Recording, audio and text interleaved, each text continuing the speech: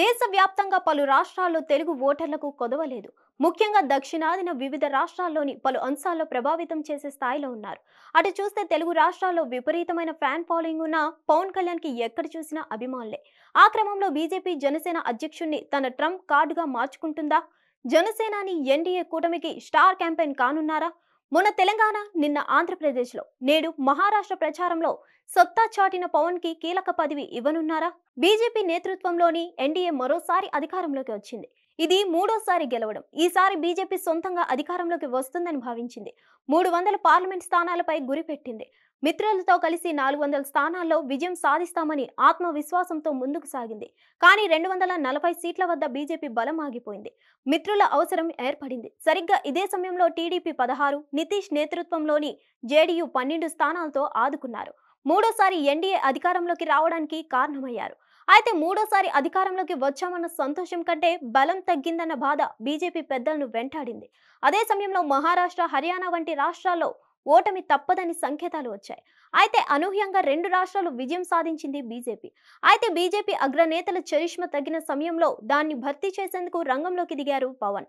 మహారాష్ట్ర ఎన్నికల ప్రచారం చేసి బీజేపీ విజయానికి కారణమయ్యారు. దీంతో పవన్ సేవలను జాతీయ స్థాయిలో వినియోగించుకోవాలని బీజేపీ అగ్రనేతలు ఆలోచిస్తున్నారు. ఒక విధంగా చెప్పాలంటే ఎన్డీఏకు వారియర్గా చూసుకోవాలని నిర్ణయానికి వచ్చారు. ఏపీలో కూటమి జత కట్టడంలో విజయం సాధించారు పవన్.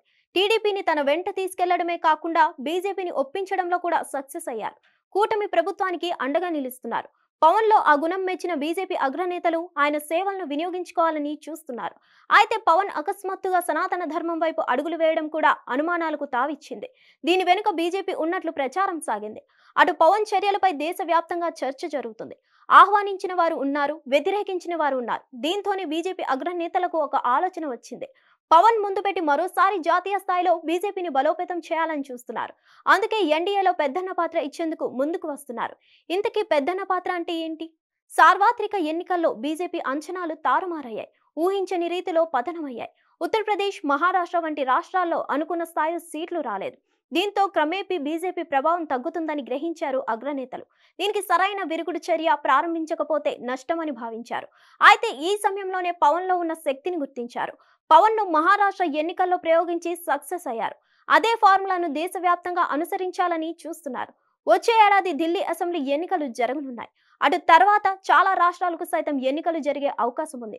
అందుకే అన్ని రాష్ట్రాల ఎన్నికల సమయంలో పవన్ సేవలను వినియోగించుకోవాలని బీజేపీ ఒక నిర్ణయానికి వచ్చినట్లు సమాచారం.